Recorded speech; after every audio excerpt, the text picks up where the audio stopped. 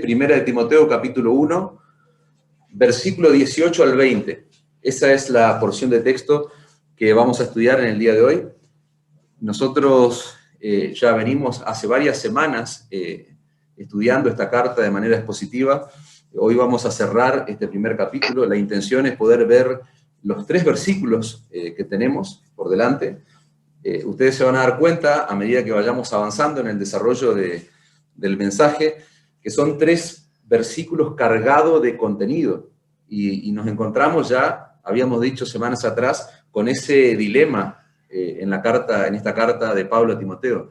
Nos encontramos con versículos cargados de instrucciones que son tan relevantes para nosotros en nuestros días como lo fueron en aquel entonces para esa tremenda tarea que Timoteo tenía que llevar a cabo allí en la iglesia de Éfeso. Nosotros hoy tenemos un pasaje sumamente interesante que nos va a recordar la situación en que nos encontramos cada uno de los que estamos acá, tanto en el plano individual como en el plano de iglesia. Ustedes se van a dar cuenta, cuando leamos el pasaje, muchos seguramente ya lo leyeron en sus casas, que es un texto que está cargado de lenguaje militar, podríamos decir. Hay palabras como peleas, soldado, luchas, batallas, milicias, etc. Y la realidad es que la historia humana, o la historia del hombre, podríamos decir, es una historia de luchas constantes, de luchas permanentes. De hecho, a veces en nuestro lenguaje usamos muchas veces la frase, esto es una lucha, o me encuentro luchando con algo, con aquello, etc. Nuestra vida diaria está llena de luchas desde que nos levantamos hasta que cerramos nuestros ojos. Solo que a veces no somos conscientes de que estamos luchando. Muchas veces nos pasa de que no somos plenamente conscientes de que nos encontramos en una lucha diaria en la vida debajo del sol, como dice la Escritura. Hay luchas, por ejemplo, en nuestras familias, hay luchas en nuestros trabajos. Muchas veces luchamos con enfermedades, con situaciones adversas que se presentan en la vida, y ese tipo de luchas que son legítimas, podríamos decir, o son necesarias. Pero después hay otro tipo de luchas en la que nosotros invertimos nuestra vida, que tienen que ver precisamente con cuestiones mezquinas, con cuestiones de ego, y muchos se encuentran luchando por prestigio, muchos se encuentran luchando por un nombre, por una posición, por dinero, por comodidades, y tantas cosas que le podemos agregar a eso, ¿no? Pero en nuestro texto, en el texto que nosotros vamos a estudiar, vamos a descubrir que el apóstol Pablo habla de una lucha, pero es una lucha que se da en el plano espiritual.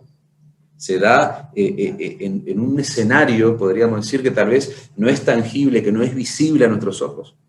Y nos vamos a dar cuenta que al final, a la larga, ese tipo de lucha es la única lucha que merece ser peleado, que vale la pena pelear en la vida cristiana. Dice el versículo 18. Leamos el pasaje.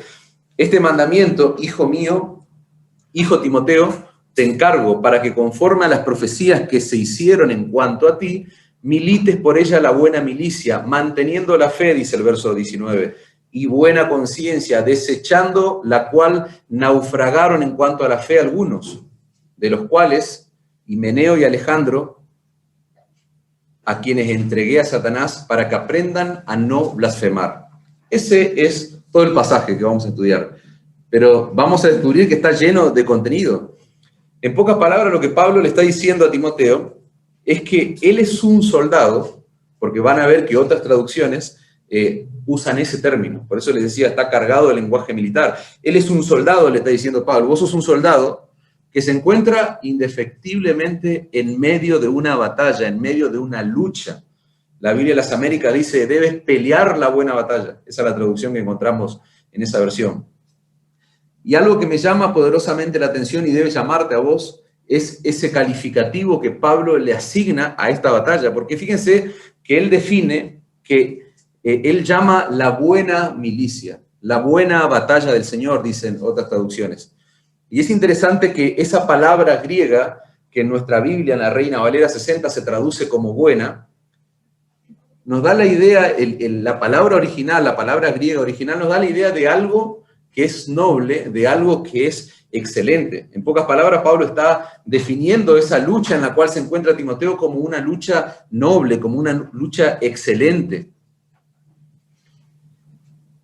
Antes nosotros decíamos que continuamente nos encontramos luchando en la vida, ¿verdad? Decíamos recién eso. Ahora luchamos por cosas que son legítimas, cosas que son necesarias. A veces luchamos con asuntos, decíamos, que tienen que ver con nuestro ego. Pero fíjense cómo ya este pasaje pone nuestra mente en otro lugar en términos de entender la lucha que es la vida cristiana.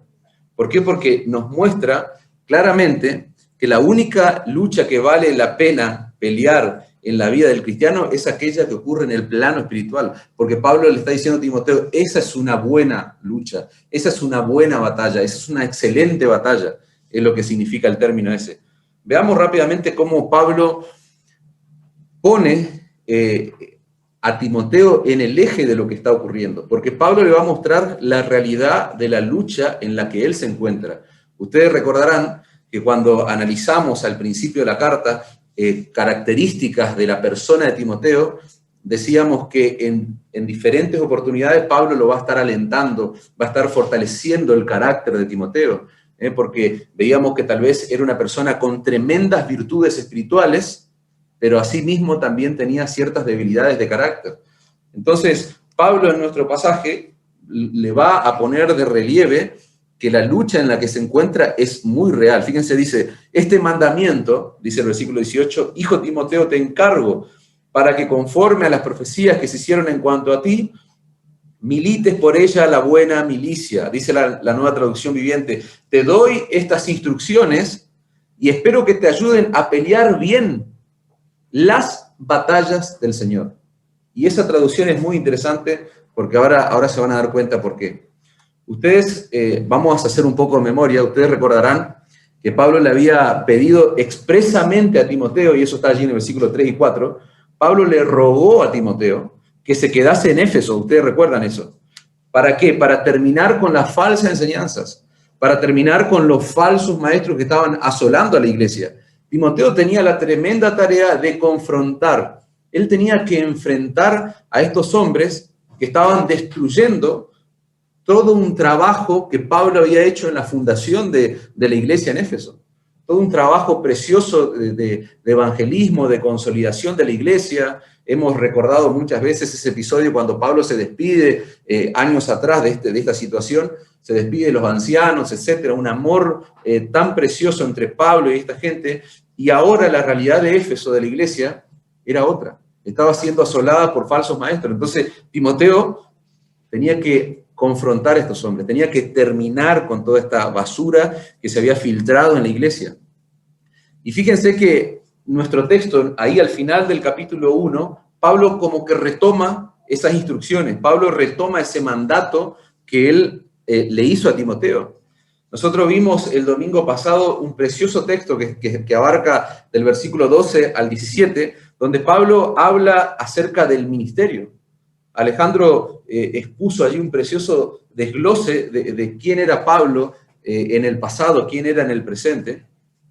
Pero eso que ocurre en el capítulo es como un paréntesis, porque Pablo ahora cierra el paréntesis y retoma el tema principal del capítulo 1 que tiene que ver con este mandato que él le da a su hijo amado, a su discípulo. Pablo le está recordando a Timoteo que él le había dado una orden, un mandamiento que debía cumplir responsablemente. Lo que Pablo está haciendo es recordarle esa orden tan seria y tan relevante que él le dio. Esa palabra mandamiento que aparece en nuestro texto es un término militar. ¿Saben por qué? Porque en esa época esa palabra griega que se traduce como mandamiento hacía referencia a una orden que se daba, que un militar de alto rango le daba a un soldado. Entonces, Timoteo está entendiendo que esto no es una opción, lo que Pablo le está pidiendo. Esa lucha que Timoteo iba a tener con los falsos maestros no era un consejo que Pablo le estaba diciendo, te aconsejo que luches, que cortes, que termines. No, era una orden lisa y llanamente, una orden explícita. Esa orden venía nada más y nada menos que del apóstol Pablo. Y Pablo era un apóstol, no autoproclamado, era un apóstol nombrado y llamado específicamente por el Señor Jesucristo. Cristo le está pidiendo a Timoteo que él termine, que él corte con la falsa enseñanza, con los falsos maestros. Pablo era consciente, decíamos antes, de las debilidades de Timoteo.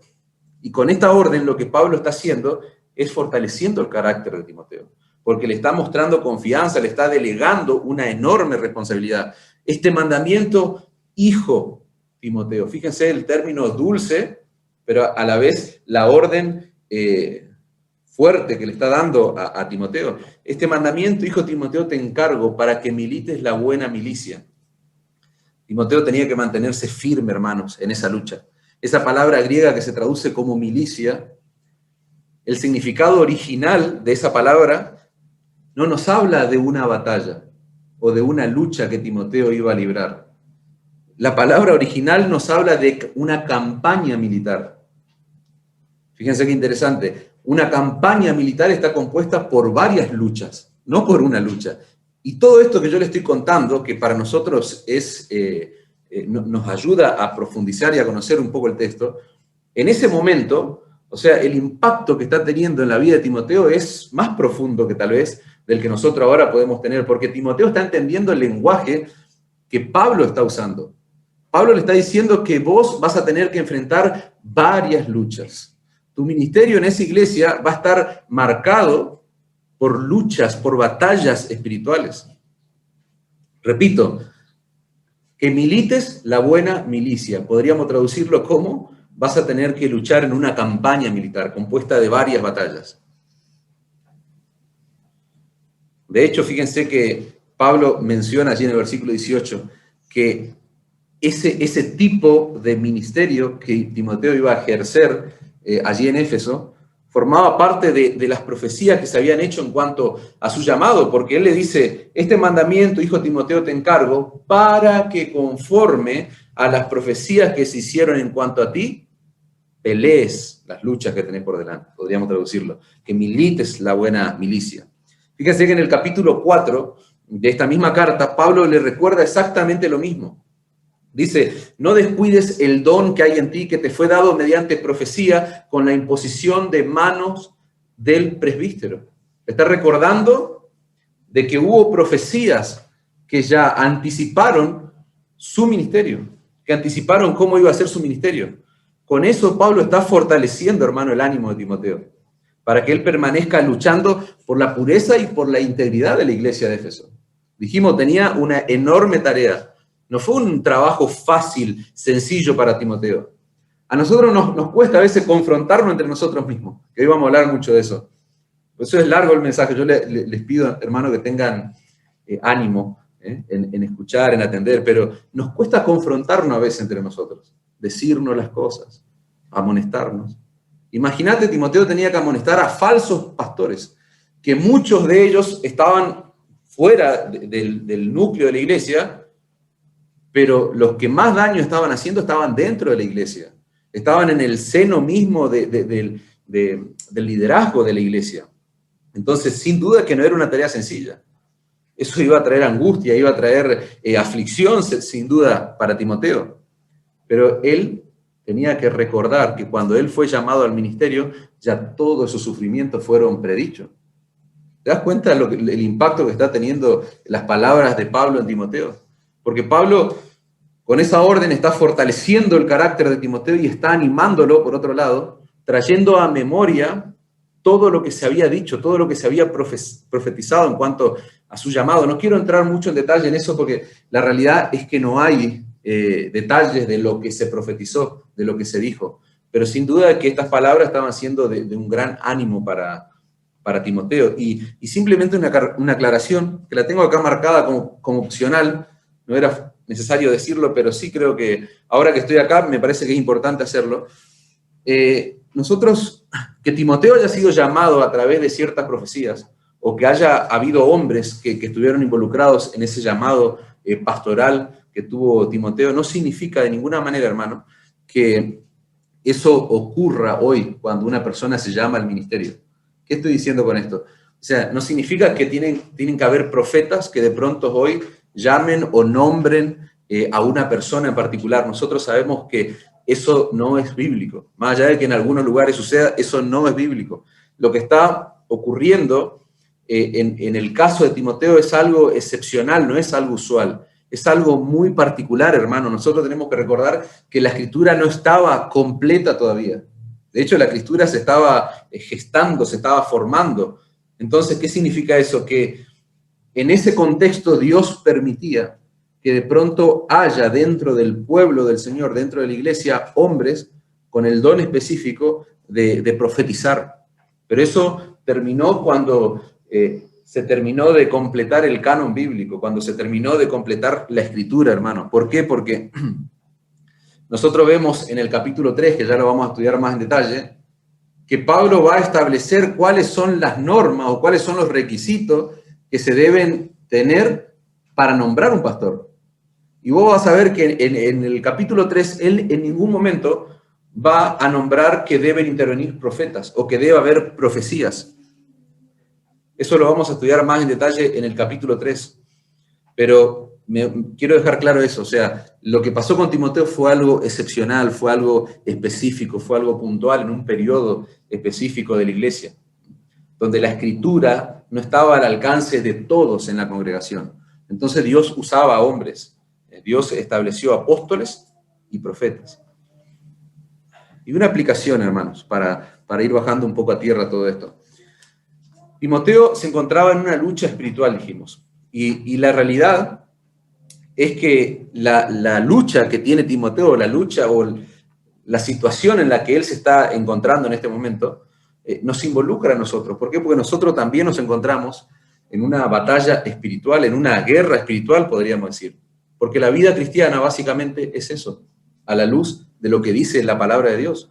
Fíjense cómo el Señor, cuando habló acerca de lo que realmente significa seguirle, del costo de seguirle a Él, fíjense que lo pone más claro imposible, el mismo Señor Jesucristo. Lucas 14:35 dice, ¿o qué rey al marchar a la guerra contra otro rey no se sienta, escuchen esto, no se sienta primero y considera si puede hacer frente con 10.000 al que viene contra él con 20.000? El Señor está usando una metáfora de lo que implica seguir a Cristo, de lo que implica seguirle a Él, y fíjense la figura que usa, la figura de un rey con otro rey en medio de una guerra.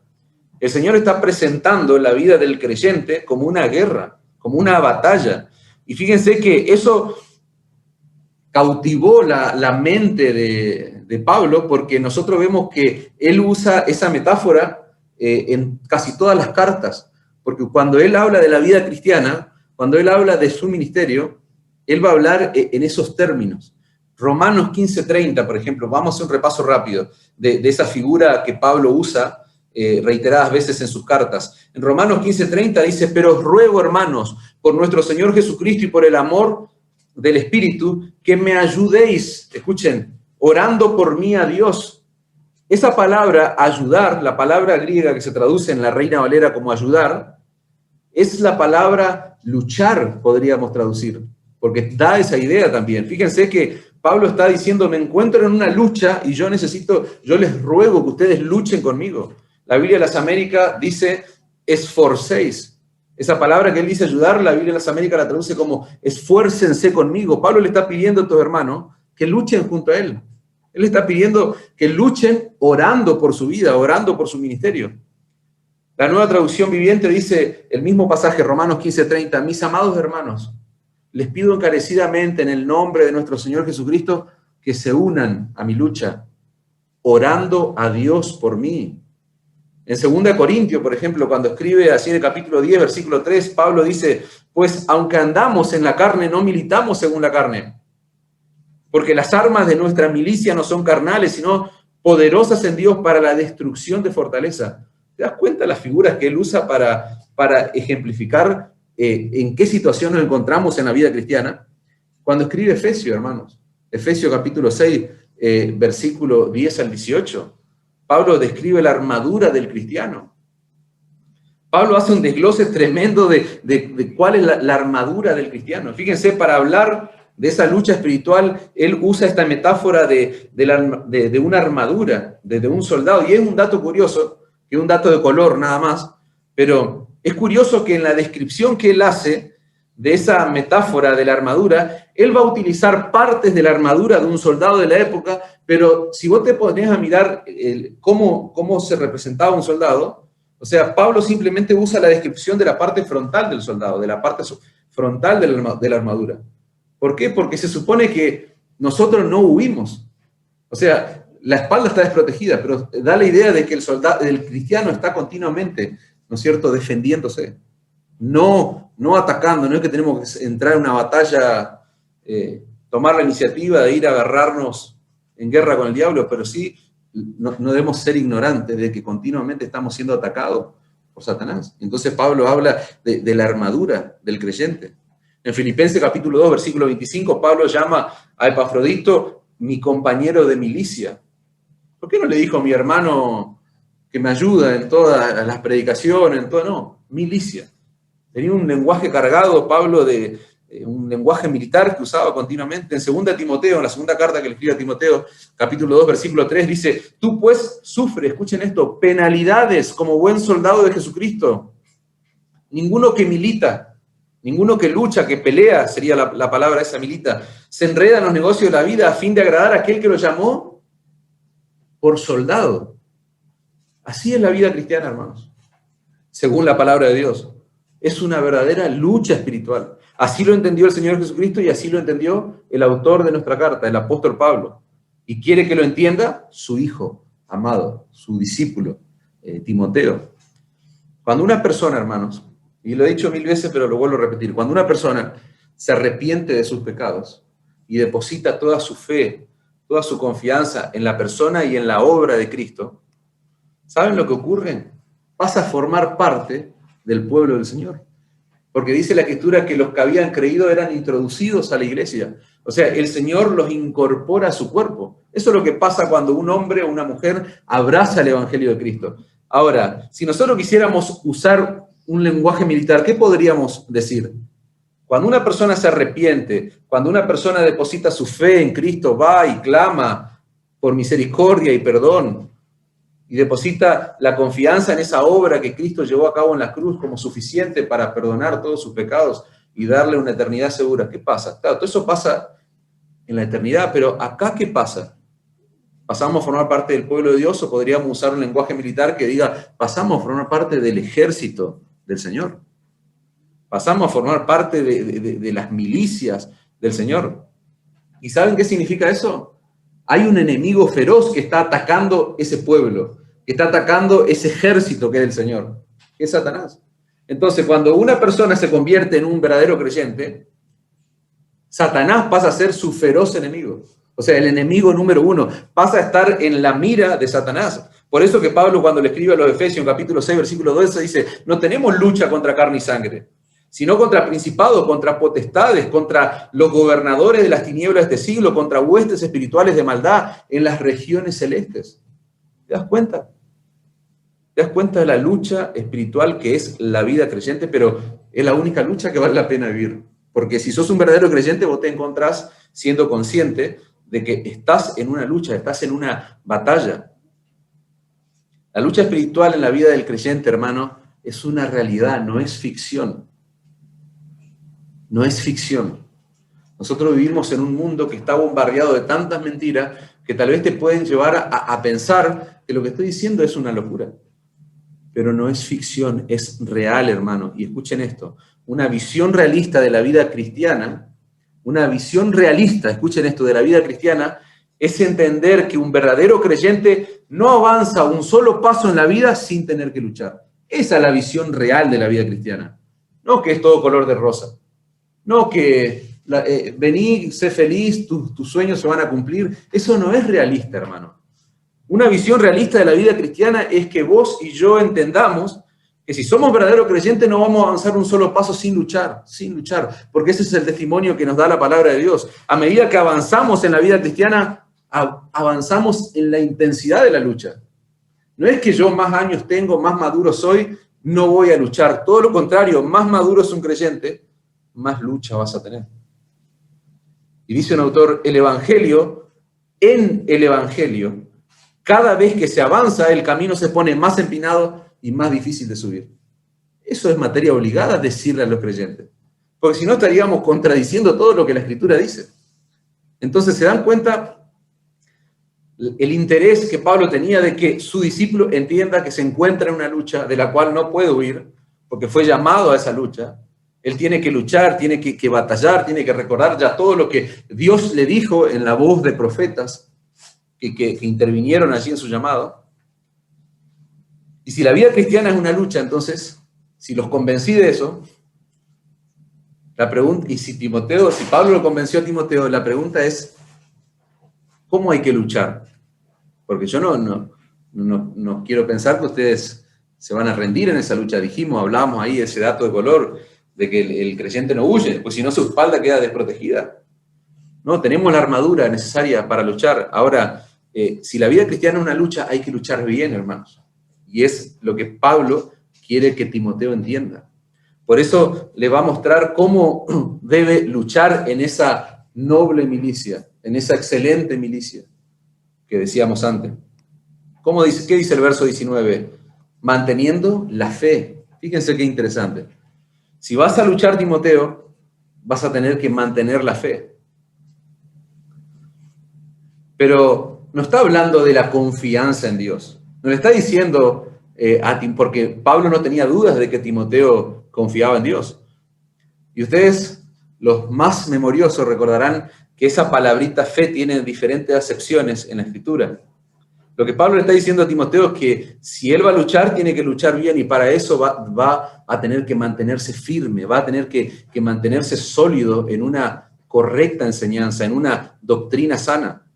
Timoteo iba a pelear correctamente esa lucha espiritual si él ponía especial atención en la doctrina en la que él basaba su propia vida cristiana y en la doctrina que él iba a enseñar a los hermanos de la iglesia, porque esas falsas enseñanzas estaban haciendo estrago en la mente y en la vida de los creyentes de esa iglesia. Entonces, ¿cómo iba Timoteo a resolver eso? Tenía que contrarrestar todo con una sólida enseñanza, con una correcta enseñanza. Entonces, cuando Pablo le habla de mantener la fe, le está hablando de mantener una doctrina sana, saludable para la iglesia, que sane esas mentes, esos corazones enfermos de estos creyentes que habían sido. Vamos a ver que ahora, cuando entremos en el detalle del daño que estaban haciendo, Pablo va a hablar de estos herejes y va a decir que las enseñanzas estaban carcomiendo como gangrena a la iglesia.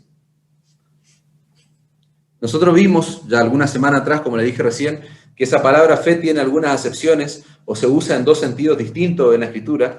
Hay un sentido subjetivo que tiene que ver específicamente con cuando se ve fe, está hablando de confianza en Dios. Pero la palabra fe también se usa en un sentido objetivo, podríamos decir, y se refiere a un conjunto de doctrinas que nosotros debemos creer.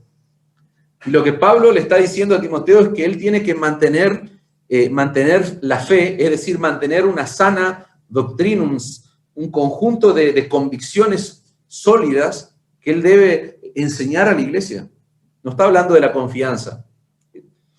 En nuestro pasaje está siendo usado en el sentido objetivo. Hace referencia al conjunto de enseñanzas que componen la fe de los creyentes. Y eso es lo que estaba siendo atacado allí en esa iglesia. Por ejemplo, en Judas tiene un solo capítulo, la carta. Y en el versículo 3 dice: me ha sido necesario escribiros exhortándolos que contendáis ardientemente por la fe que ha sido una vez dada a los santos. Judas no está hablando de luchar por la confianza en Dios, la confianza que fue dada a los santos. No, Judas está hablando de luchar ardientemente por la fe en cuanto a esas doctrinas que componen la fe de los creyentes y que fueron reveladas por los apóstoles y profetas. Y es en ese mismo sentido que Pablo está usando la palabra fe en nuestro texto. Pablo quiere que Timoteo cuide la doctrina. Pablo quiere que Timoteo recupere la pureza de la doctrina apostólica, de la verdadera enseñanza apostólica. En las epístolas pastorales, hermano, 1 de Timoteo, 2 de Timoteo, Tito, hay un fuerte énfasis en mantener la sana doctrina y la correcta enseñanza dentro de la iglesia. Pero no tenemos tiempo para ver ese énfasis que hay en esas 3 cartas. Pero sí, yo quisiera que hagamos una mirada solamente de 1 de Timoteo, una mirada panorámica, para que vos puedas darte cuenta de que no es un invento mío, sino de que Pablo está poniendo un énfasis tremendo en mantener la sana enseñanza dentro de la iglesia. 1 Timoteo 1:3, ya lo estudiamos. Pablo le dice a Timoteo, te rogué que te quedes en Éfeso para que mandases a algunos que no enseñen diferente doctrina. En 1 Timoteo 3:2, Pablo le dice que uno de los requisitos esenciales, así cuando habla acerca del llamado al pastorado, dice que uno de los requisitos esenciales para que una persona sea elegida como pastor es que sea apto para enseñar. Y claro, porque si lo que hay que resguardar es la sana enseñanza de la iglesia, ¿cómo vamos a poner un neófito? De hecho, dice, no sea un neófito. En 1 Timoteo 3, capítulo 9, hablando de los diáconos, dice que ellos deben guardar el misterio de la fe con limpia conciencia. Los diáconos. Fíjense qué responsabilidad pone sobre los diáconos. La lenguaje actual dice, deben creer siempre en todo el mensaje de la buena noticia que Dios nos ha dado y tener la conciencia tranquila. 1 Timoteo 3:9. En 1 Timoteo 3:15, dice Pablo, te escribo para que sepas cómo debes conducirte en la casa de Dios, que es la iglesia del Dios viviente, columna y baluarte de la verdad. En 1 Timoteo 4:6, si esto enseña a los hermanos, serás un buen ministro de Jesucristo, nutrido con la palabra de la fe y de la buena doctrina que has seguido. 1 Timoteo 4:13, entre tanto que voy, ocúpate en la lectura, la exhortación, la enseñanza. En el versículo 16 dice, ten cuidado de ti mismo y de la doctrina. Persiste en ello, pues haciendo esto te salvarás a ti mismo y a los que te oyeren. ¿Te das cuenta? En 1 Timoteo 6:5, Pablo habla de apartarse de los falsos maestros. En el versículo 20, allí sobre el final, dice, Timoteo, guarda lo que se te ha encomendado, evitando las profanas pláticas sobre cosas vanas y los argumentos de la falsamente llamada ciencia, la cual, profesando algunos, se desviaron de la fe. ¿Te das cuenta del énfasis que hay en esta carta acerca de mantener la sana enseñanza en la iglesia de Cristo? Pablo está saturando la mente de Timoteo, que es lo que estoy haciendo yo ahora en tu mente. Estoy saturando tu mente con lo que dice la palabra de Dios en cuanto a lo que debemos hacer en la iglesia, empezando por el pastor. Pablo está saturando la mente de Timoteo porque él sabe que el principio del fin en una iglesia es cuando la enseñanza se distorsiona y nosotros tenemos que ser conscientes de eso. El principio del fin en una iglesia es cuando el evangelio se distorsiona, hermano. Es cuando se distorsiona la palabra de Dios. Si no hay una buena doctrina como base, la vida de los cristianos en una iglesia se parece a cualquier cosa menos a la de un genuino creyente. Cuando no hay una sana doctrina, una buena doctrina como base, que es lo que estaba pasando en esta. Por eso Pablo va a decir que el propósito de este mandamiento en los versículos que estudiamos es que se recobre la piedad, la vida de piedad en la iglesia. Que puedan volver a vivir esos creyentes con una conciencia tranquila, una vida de amor. ¿Se acuerdan que hablábamos? El amor, Pablo lo pone así como encabezando toda la lista de las virtudes cristianas. Las falsas doctrinas no promueven el amor en la iglesia, hermanos. Las falsas doctrinas no promueven unidad dentro de la iglesia. Las falsas doctrinas no promueven las características propias de un cristiano. Solamente una sana enseñanza, solamente una doctrina correcta puede llevarnos a cada uno de nosotros a vivir una vida práctica que se traduzca en una vida cristiana correcta a los ojos de Dios. Y para luchar bien, Timoteo tenía que estar aferrado a la correcta enseñanza de la palabra de Dios. Escuchen esto, sin importarle el costo que eso pudiera traer en su vida. No importan tus debilidades, Timoteo. Vos tenés que aferrarte a la sana enseñanza. Vos tenés que mantener la sana doctrina. Y quiero repetir esto, hermano. Para luchar bien, Timoteo tenía que mantenerse, escuchen esto, aferrado a la correcta enseñanza de la palabra de Dios, sin importarle el costo que eso pudiera traerle. Y yo eso quiero que quede resonando en tu mente. Vos tenés que ser fiel a la correcta enseñanza de la palabra de Dios, sin importar el costo. Y para muchos el costo es que te echen de una iglesia. Para muchos ese es el costo. Para muchos el costo es terminar con relaciones. Para muchos el costo es terminar con hábitos. Pero nosotros tenemos que hacer lo mismo que Pablo está pidiendo a Timoteo, aferrarnos a una correcta enseñanza de la palabra de Dios. Y no importa el costo que eso traiga aparejado. Fíjense que Timoteo debía mantener una conciencia sana, Si él iba a luchar bien, no solamente tenía que mantener la sana doctrina, sino una conciencia, una buena conciencia, dice el verso 19, manteniendo la fe y la buena conciencia, desechando la cual naufragaron en cuanto a la fe algunos. Pablo está diciendo que es vital una buena conciencia en esa lucha, en esta batalla, en esta campaña militar. Esa palabra conciencia se refiere a esa voz o a ese indicador moral que Dios puso en las personas, puso en todos los hombres, ese indicador moral, pero naturalmente el hombre sin Cristo tiene afectada su conciencia, o tiene anulada, podríamos decir, su conciencia, su moral. Pero cuando Cristo, repito esto, lo que dije antes, cuando Cristo es el Señor, cuando un hombre se arrepiente, cuando un hombre clama a Cristo por misericordia y perdón, cuando Cristo pasa a ser el Señor y el Salvador de una persona, la palabra de Dios comienza a limpiar nuestras conciencias.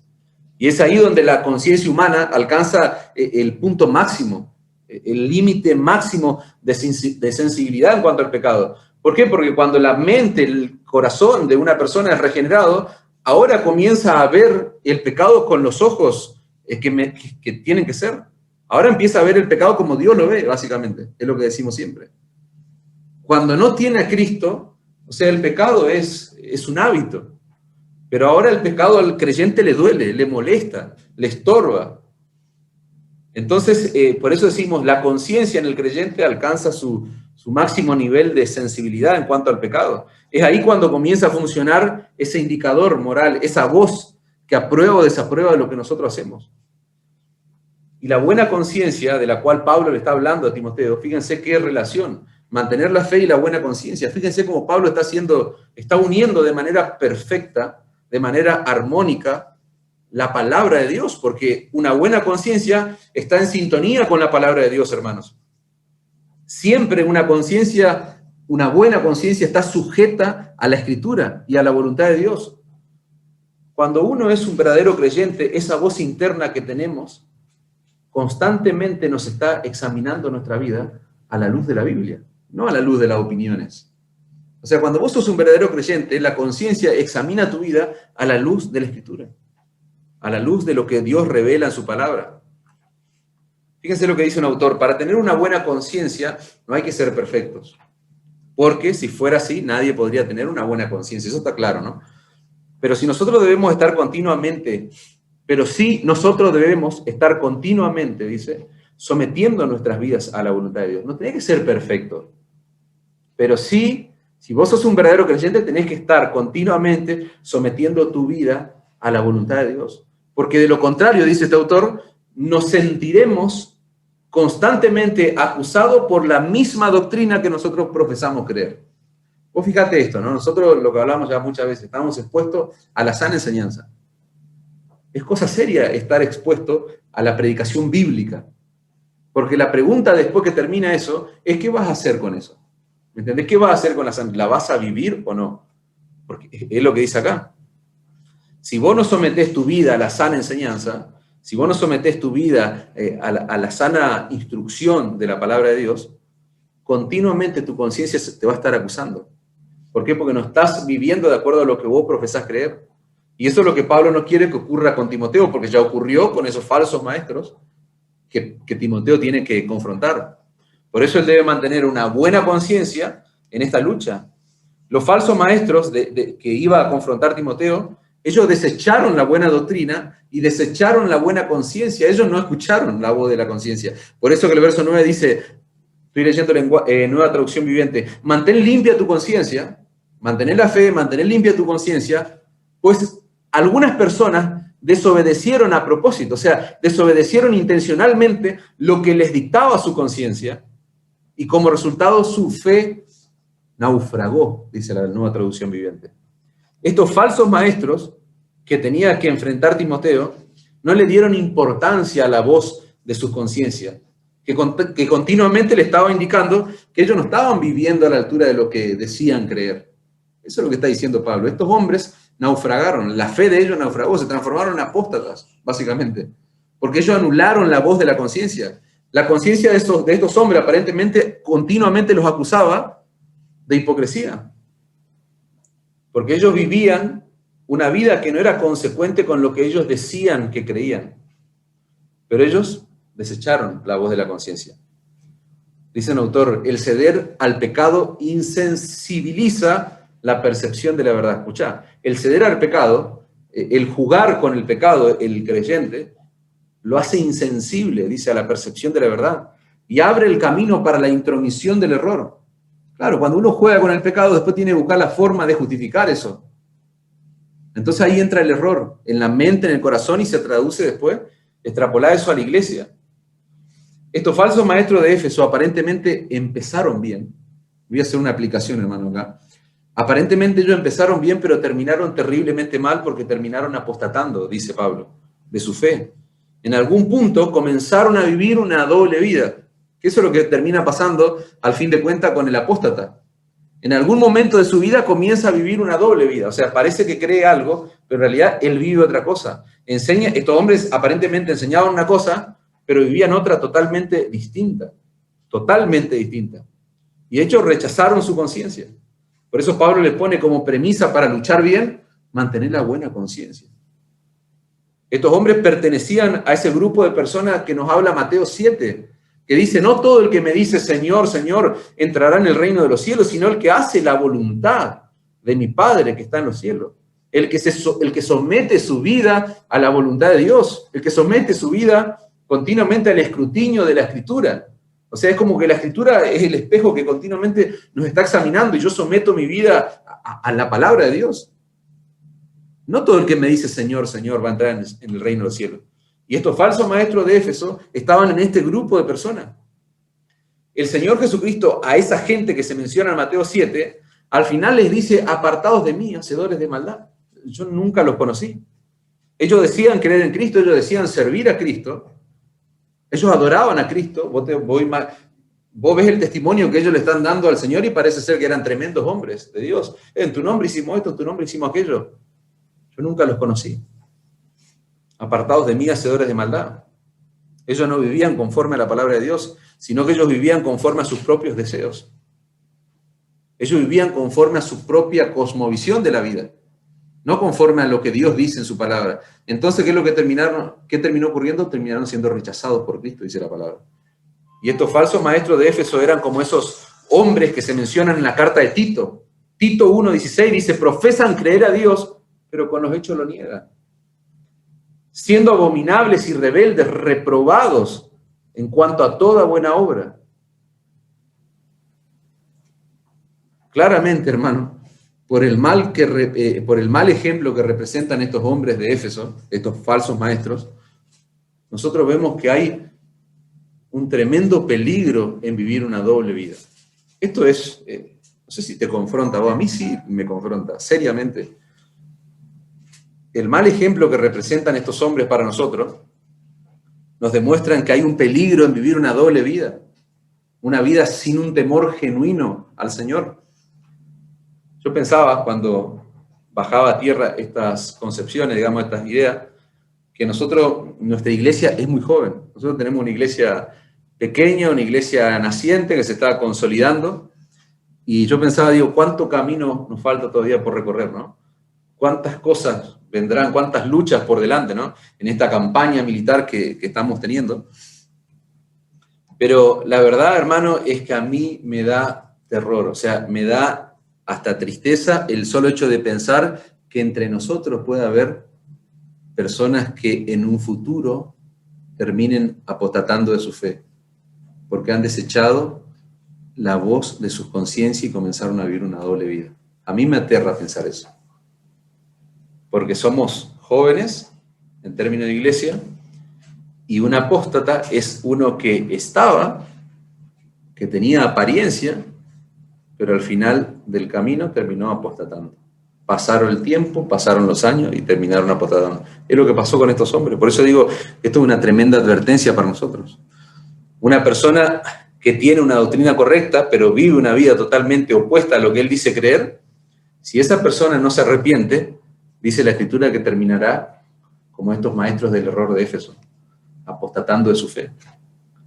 Y un autor dice, nosotros sembramos, escuchen esto, nosotros sembramos la semilla de la apostasía cuando decimos creer una cosa, pero vivimos otra totalmente opuesta. Y eso a mí me hace temblar, hermano. Porque yo me pregunto, digo, ¿no estaré sembrando la semilla de la apostasía? Y eso es lo que vos tenés que, basándonos en las palabras de este autor, eso es lo que vos tenés que examinarte hoy. Dios nos guarde. Y si tal vez hoy vos te encontrás rechazando la voz de la conciencia. El Señor Espíritu Santo está ahí hablando a tu mente, a tu corazón, y vos te encontrás, no lo hagas, arrepentite. ¿Por qué? Porque aquel que no se arrepiente termina como estos maestros del error de Éfeso. Terminaron apostatando. Resumiendo, hermanos, saliendo del plano de aplicaciones, pero resumiendo, dijimos que Timoteo tenía que luchar esta batalla, esta campaña militar, tenía que mantenerse firme en la fe, en la sana doctrina, una correcta enseñanza de la Escritura, debía mantener la buena conciencia, su vida debía ser el reflejo exacto de lo que él predicaba, no, tenía que ser totalmente opuesto a lo que estaba ocurriendo con esos falsos maestros, pero para luchar bien iba a necesitar una cosa más. Y nosotros lo vemos allí en el versículo 20. Vamos a tratar de abarcar todo el versículo 20. Fíjense, para luchar bien esta batalla, él tenía que mantener la iglesia sana. Fíjense que Pablo habla de que echaron a 2 hombres.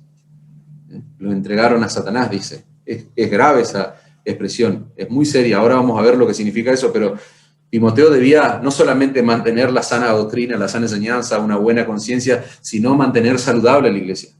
Y probablemente iba a tener que tomar determinaciones serias en la iglesia de Éfeso. ¿Por qué? Porque él fue dejado ahí para eso, para mantener la salud de la iglesia.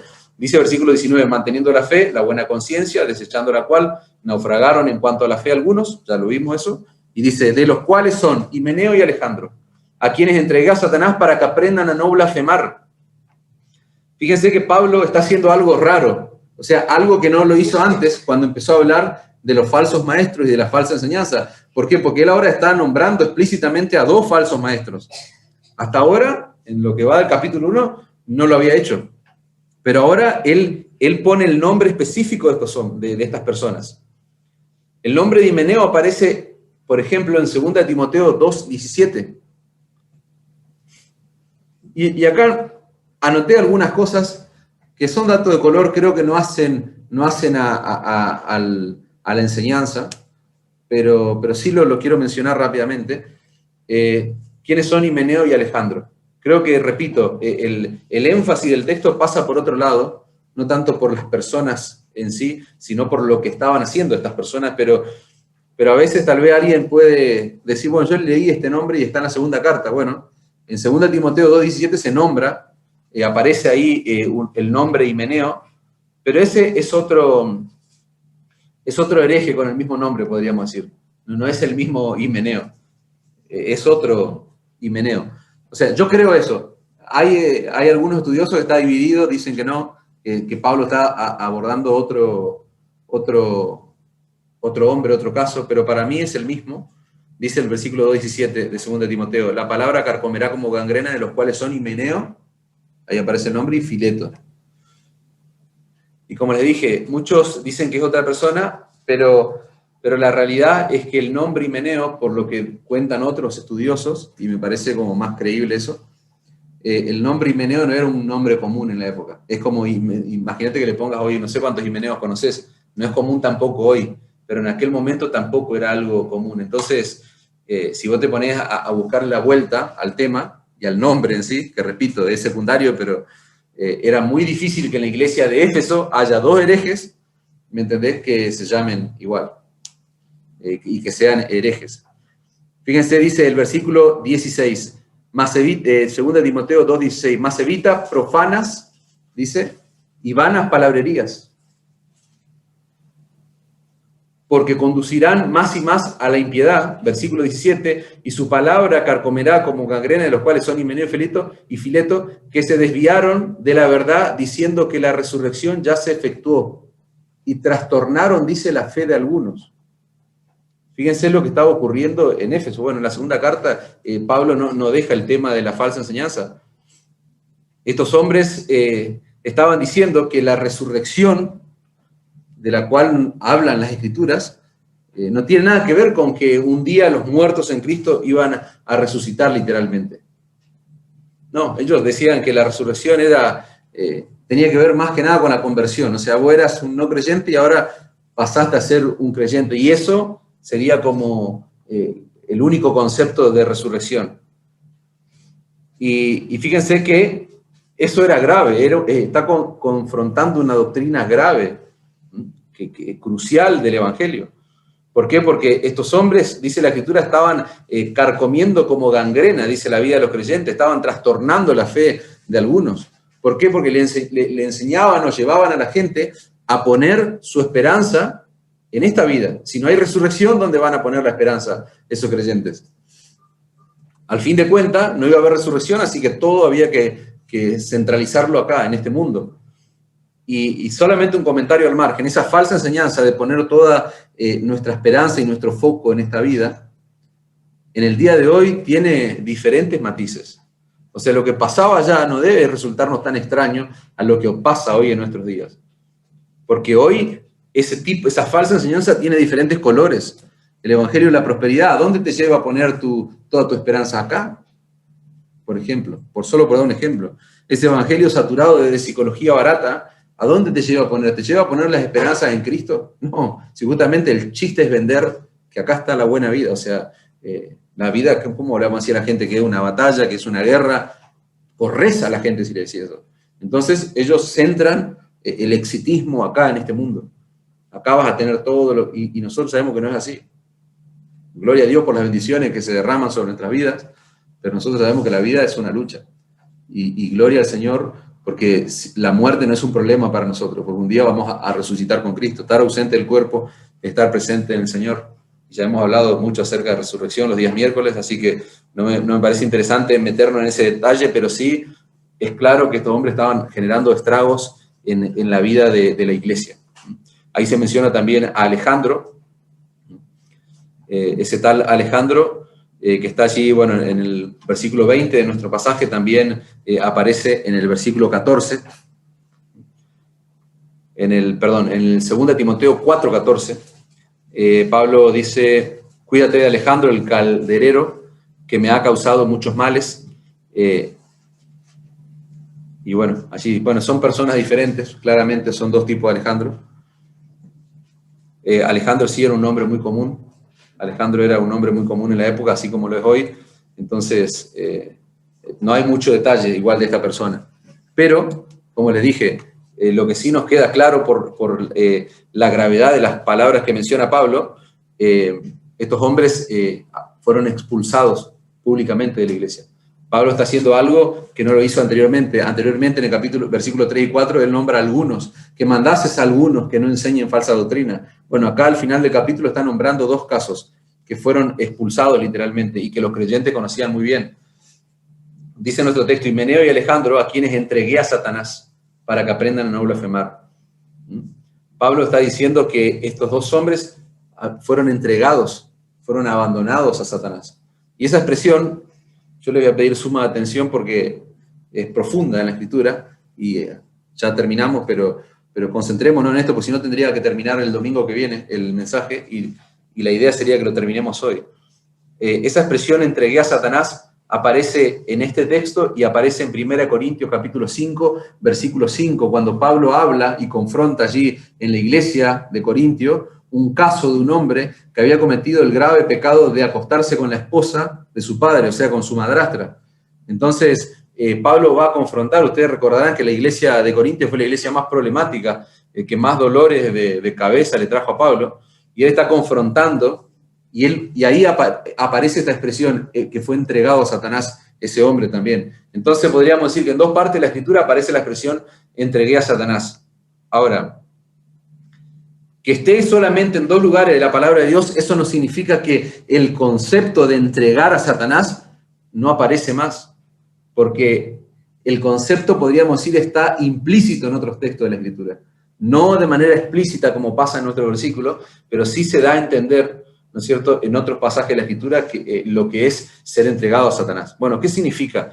Esa palabra entregar, que aparece allí en 1 Timoteo 1:20, que es nuestro pasaje, y en 2 Corintios 5:5, 1 Corintios 5:5, esa palabra entregar significa abandonar a una persona. Esa es la traducción tal vez más simple que podemos encontrar del término original. Es abandonar a una persona.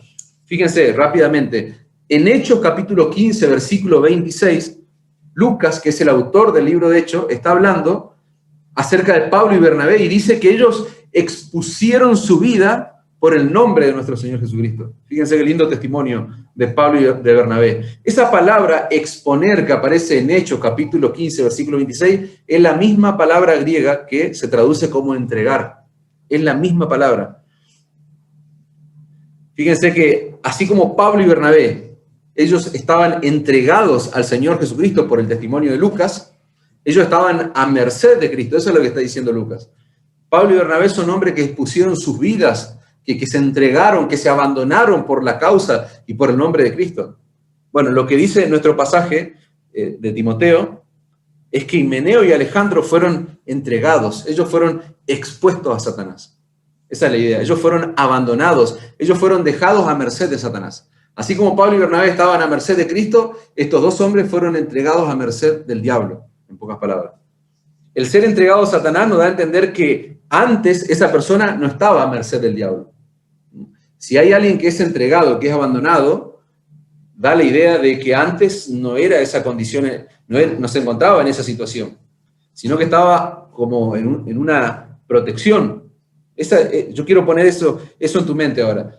El ser entregado a Satanás significa que antes esa persona estaba bajo cierta protección divina, podríamos decir. Pero en un momento fue abandonado al diablo. Eso es lo que pasó con Himeneo y Alejandro. Por ejemplo, no se puede entregar a Satanás a un inconverso, porque el inconverso ya pertenece a Satanás. O sea, es como es blanco o negro, ¿viste? Las cuestiones de la vida. O perteneces a Cristo o perteneces al diablo. Si Cristo no es tu Señor y tu Salvador, no hay muchas opciones. Me explico, más allá de que vos creas que sos el Señor de tu vida, ya sabemos que o pertenecemos a Cristo o pertenecemos a Satanás. Esa es la realidad. Entonces, un autor dice, ser entregado a Satanás significa lisa y llanamente ser expulsado.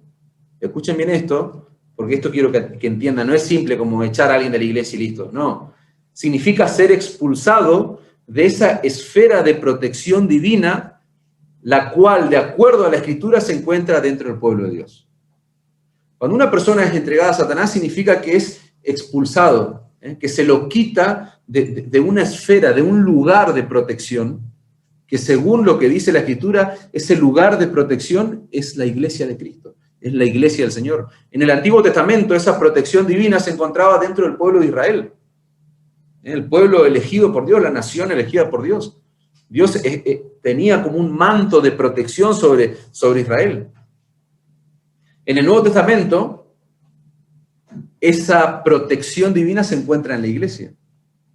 Nosotros que somos los creyentes del Nuevo Testamento, la esfera de protección es la iglesia de Cristo. Y la iglesia de Cristo es como un lugar donde todos los que forman parte de ella están bajo una protección divina. Esa sería la idea. Eso es lo que está diciéndonos el texto. Todos aquellos creyentes que están dentro de la iglesia de Cristo están bajo una protección divina. Eso es lo que ocurre. Por eso me encanta esto, por eso quiero destinar tiempo a esto, porque nosotros estamos en un proceso de consolidación de miembros. Y es muy importante que más allá de que van a ver que hemos hablado mucho de estas cosas en los días miércoles, pero van a ver que es importante que los nuevos miembros que van a formar parte de la iglesia puedan entender este concepto de lo que significa que alguien sea entregado a Satanás.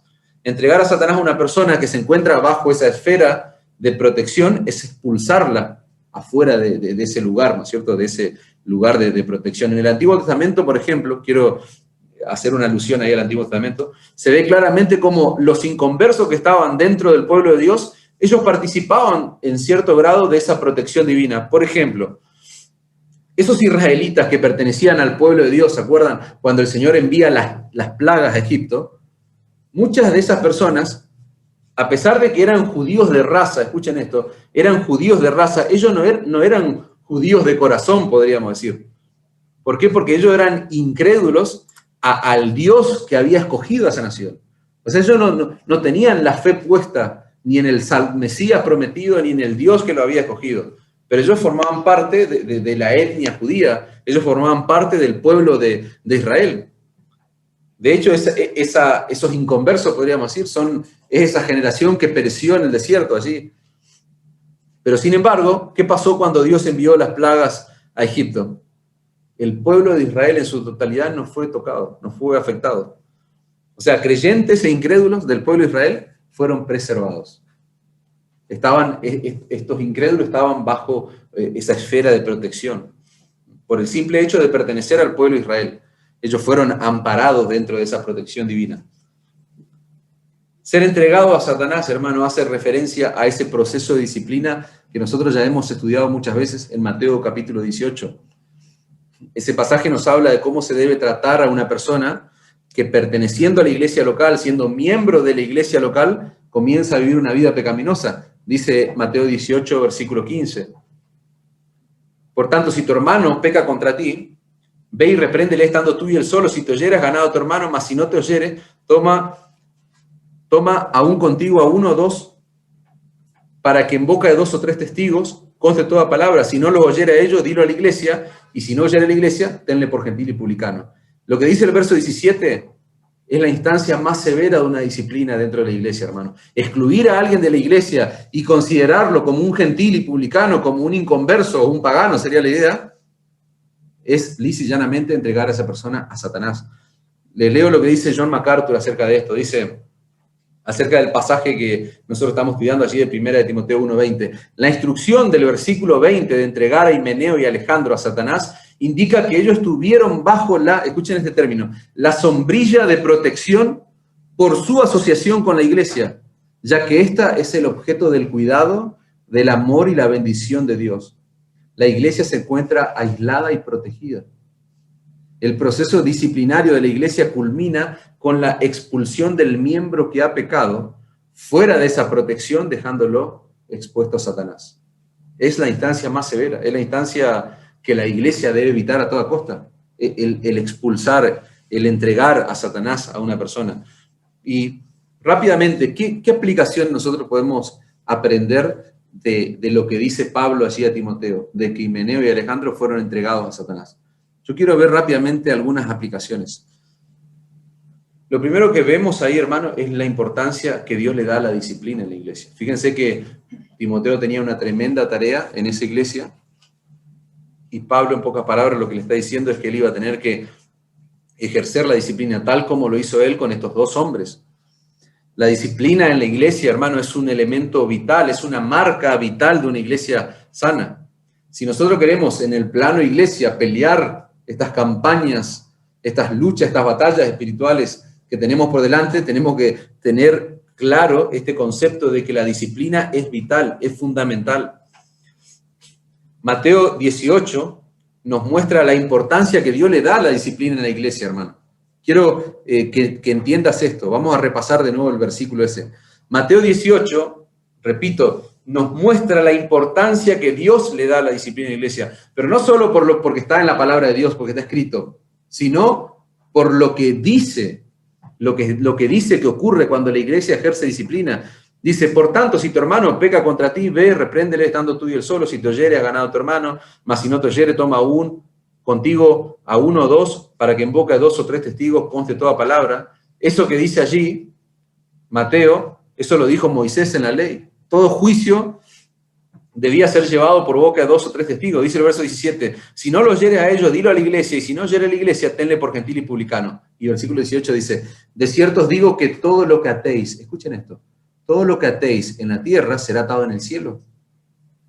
Eso es lo que nos muestra a nosotros que el ejercicio de la disciplina es tremendamente serio para Dios. Todo lo que atéis en la tierra será atado en el cielo y todo lo que desatéis en la tierra será desatado en el cielo. Esa expresión atar y desatar es una expresión legal. El Señor Jesucristo está hablando de cosas que la gente que lo está escuchando lo entiende, pero tremendamente, porque esos eran términos legales de ese momento, de esa época. Cuando un grupo de hombres en ese entonces tomaba una decisión legal, se decía que ellos estaban atando esa decisión.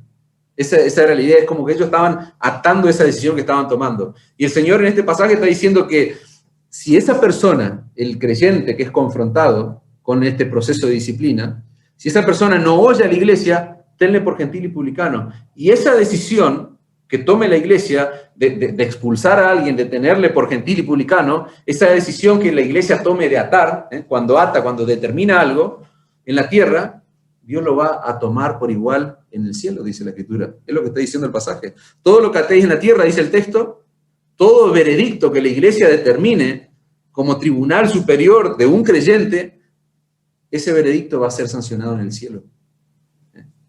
Va a ser sancionado por Dios en los cielos. Una iglesia bíblica estamos hablando, una iglesia sana, una iglesia centrada en la palabra de Dios.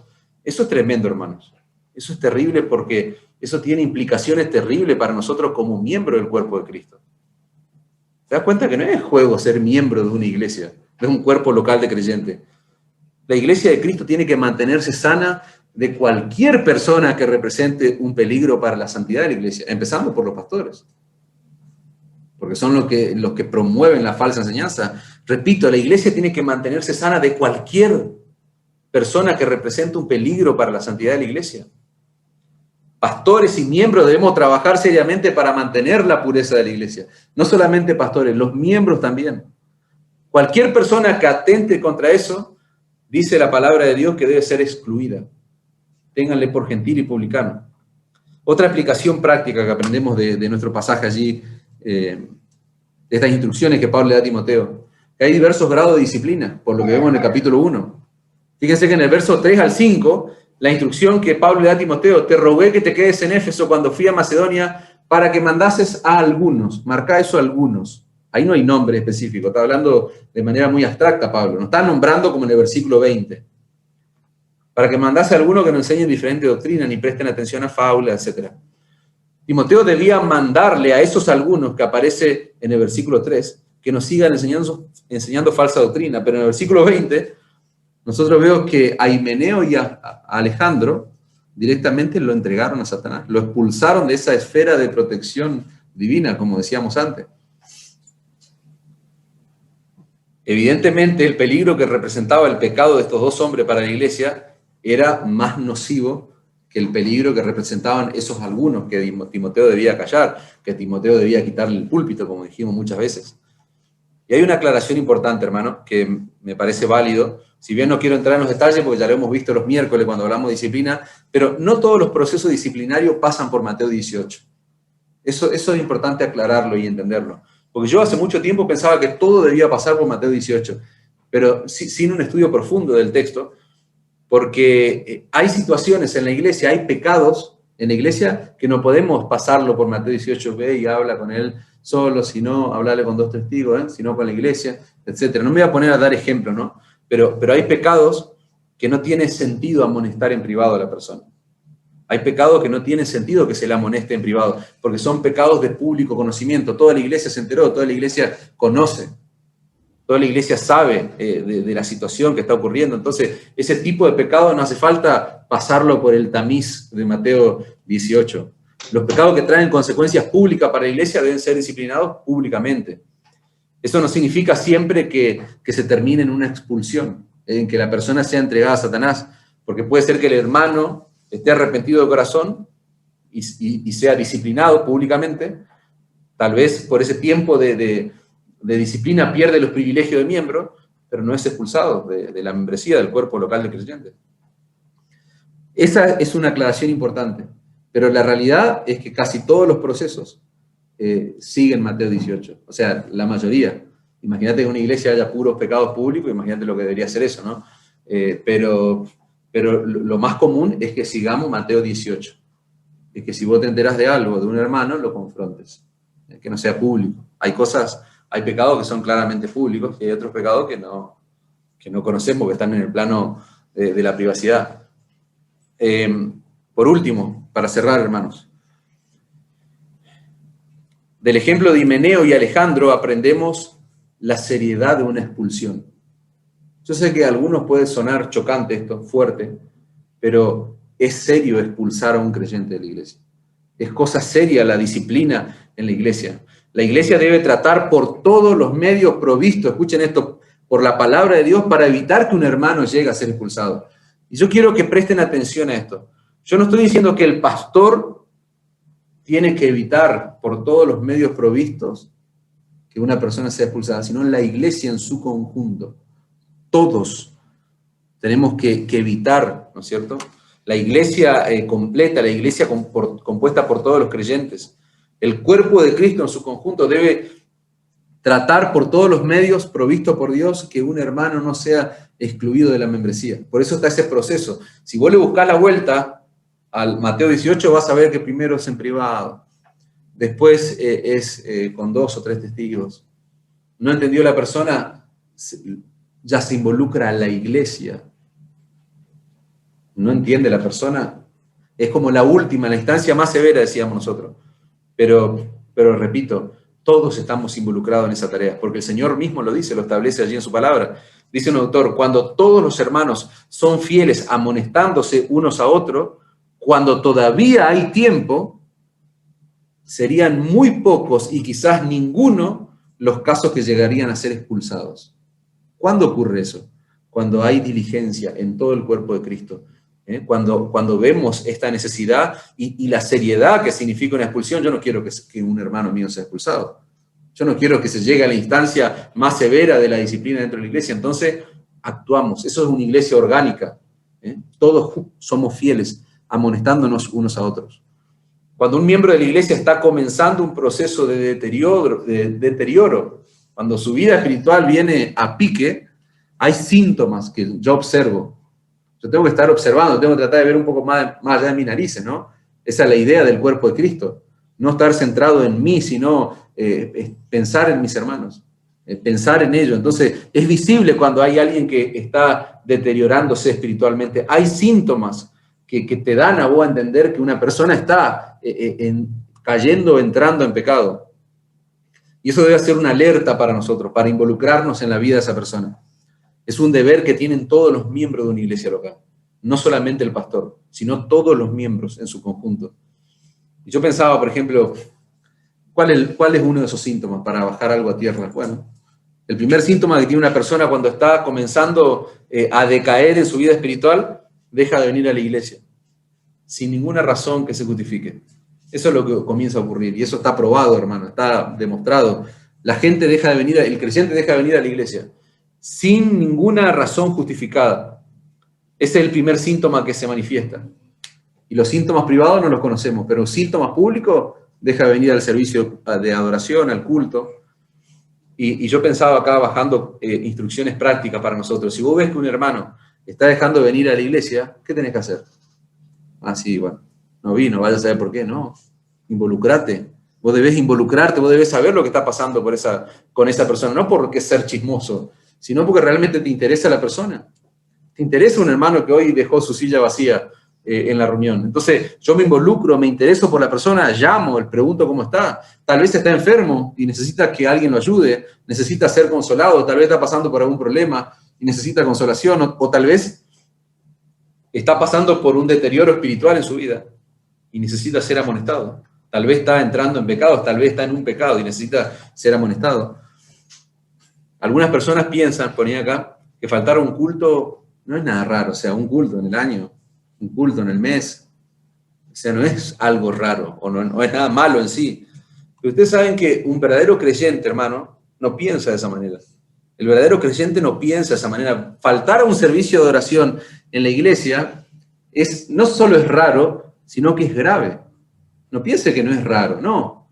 Es raro y es grave que un verdadero creyente falte a un servicio de adoración sin una razón justificada. Porque cuando un creyente no le da importancia a un culto de la iglesia, algo grave está pasando en la vida de esa persona. ¿Por qué? Porque en un culto la gloria de Dios es manifiesta, hermano. Nos reunimos a vernos las caras, que de hecho es lindo, y participamos de la comunión, pero en una iglesia bíblica, yo sé lo que está ocurriendo cuando yo paso esa puerta. O sea, Dios está manifestando su gloria en el cuerpo local de creyentes. ¿Me entendés? Dios me va a hablar a través de la Escritura. Yo no puedo desechar eso, como no es relevante, o sea, no es importante. No, el creyente verdadero no piensa de esa manera. Cuando un creyente ve como no grave faltar al culto, algo raro está pasando en la vida de ese creyente. Y si yo me llamo amigo, si yo me llamo hermano de esa persona, yo debo tomar con diligencia esa falta. con seriedad, yo debo interesarme en la persona, yo debo indagar qué está pasando con esa persona. Repito, no por chismoso, sino por interés genuino en la persona. Si yo no hago eso, estoy demostrando que en realidad a mí no me interesa mi hermano. Estoy demostrando que no me interesa la persona en sí. La Escritura dice que nosotros debemos velar unos por otros. Es responsabilidad de todos velar unos por otros. Fíjense qué interesante, vamos a buscar Génesis 4:9. Fíjense la actitud que tuvo Caín para con Abel, en Génesis 4:9. Fíjense qué interesante, Dios le hace una pregunta a Caín y le dice, Caín, ¿dónde está tu hermano? Fíjense la respuesta que le da Caín al Señor, no sé, ¿soy acaso guarda de mi hermano? Fíjense qué interesante. Fíjense qué soberbia la respuesta de Caín, de su hermano. ¿Acaso yo soy el guardián de mi hermano? ¿Acaso yo tengo que cuidarlo? Dice el lenguaje actual, no lo sé. No tengo por qué cuidarlo a mi hermano.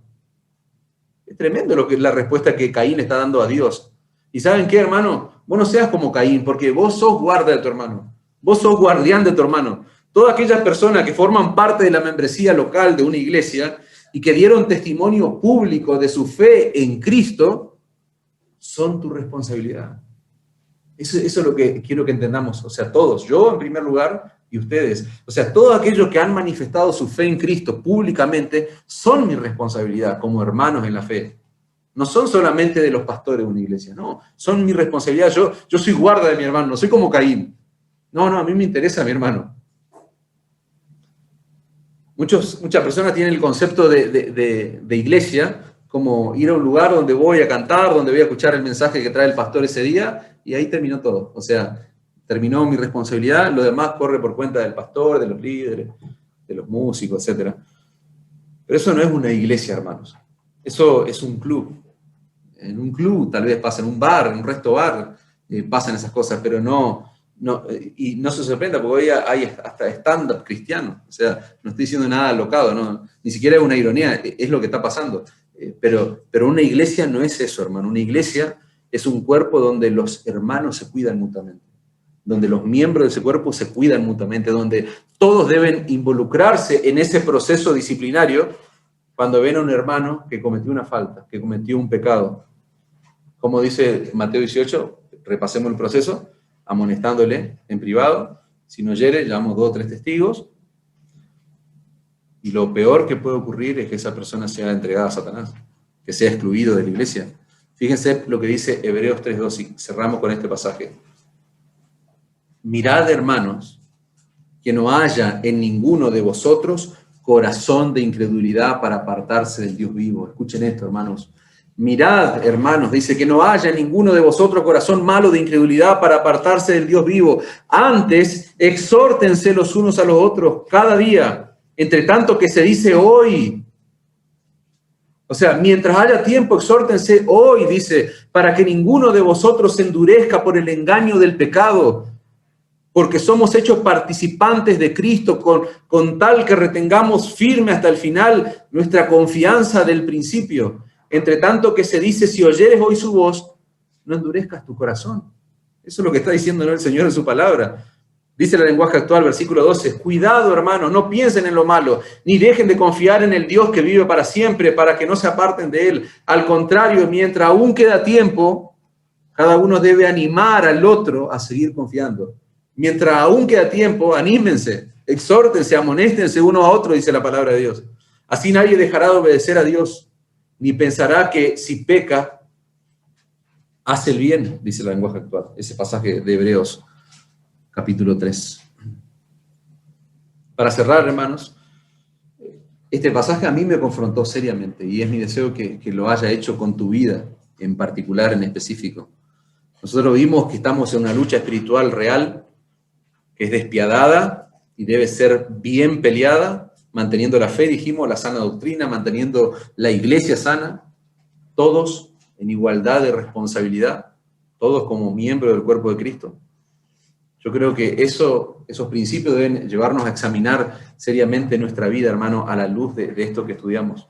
¿Qué tan conscientes? Yo tenía preguntas acá para cerrar. ¿Qué tan conscientes somos de que estamos en una lucha espiritual cada día, cada mañana al despertar? ¿Estamos preocupados por luchar esa noble o excelente batalla que dice Pablo, o estamos preocupados luchando por cosas que no tienen sentido, que no tienen relevancia en la vida? ¿Qué tanto estás creciendo en tu vida de piedad, en tu vida cristiana? Otra pregunta. Y fíjense, no estoy preguntando si vos servís a Dios, porque algunos de los que estamos acá tenemos la posibilidad de servir al Señor. ¿Y saben qué? Servicio y piedad, vida piadosa, no son sinónimos. Yo puedo servir al ojo, o sea, me ven servir, mira qué bueno, mira cómo hace esto, mira cómo hace el otro, pero no tener una vida de piedad. Por eso era confrontador hoy cuando estudiábamos eso de la doble vida. Estoy expuesto a la enseñanza, o sea, tengo apariencia de que vivo, pero en realidad estoy más muerto que vivo. Entonces, la pregunta es, ¿qué tanto estás creciendo en tu vida de piedad? Acordate que a medida que avanzamos, el Evangelio, decíamos, es un camino que a medida que se avanza, más empinado, más difícil se pone, decíamos antes. Más maduro soy, más lucha voy a tener. Servicio y piedad no son sinónimos. ¿Cómo está tu tiempo a solas con el Señor? Tu meditación en la palabra de Dios, tu relación con Cristo, tu relación con el Señor. Te estás predicando todos los días el Evangelio de Cristo. El Ale decía el otro día, lo peor que nos puede hacer es que perdamos de vista o que desechemos la importancia que tiene el Evangelio para nosotros los creyentes. El Evangelio lo proclamamos al hombre que está perdido allí sin Cristo, pero también el Evangelio aumenta nuestra fe, reconforta nuestra fe. Es importante que vos crezcas en tu vida de piedad, que vos mantengas la sana enseñanza en tu vida misma. ¿Saben por qué? Porque las palabras clave, las dos palabras clave de Timoteo son doctrina y piedad, y lo vamos a descubrir a lo largo de toda la carta. Doctrina y piedad. O sea, no es un capricho mío, es algo que está en la palabra de Dios. Y para cerrar, hermanos, el Evangelio llama a todos los hombres a formar parte del glorioso pueblo del Señor. El Evangelio llama a todos los hombres, sin distinción, a que formen parte de las filas de la familia de Dios. Dice la Escritura que Cristo vino al mundo a salvar lo que se había perdido. ¿Y sabes qué? Si Cristo no es tu Señor y tu Salvador, créeme, por favor, que yo no estuve más de una hora acá explicándote que tus luchas son en vano. Si Cristo no es tu Señor y tu Salvador, estás luchando en vano por cosas que no tienen relevancia, que no tienen impacto eterno. Y si esa es tu condición, yo deseo, y es mi ferviente oración, de que el Espíritu aplique todas estas verdades, el Espíritu Santo de Dios aplique todas estas verdades a tu corazón, para que vos puedas correr a Cristo en arrepentimiento y fe. Y para que a partir de ese momento tus luchas empiecen a tener un valor eterno. Y vos empieces a ser parte de esta milicia, de este pueblo glorioso que un día el Señor Jesucristo vendrá a buscar. Amén.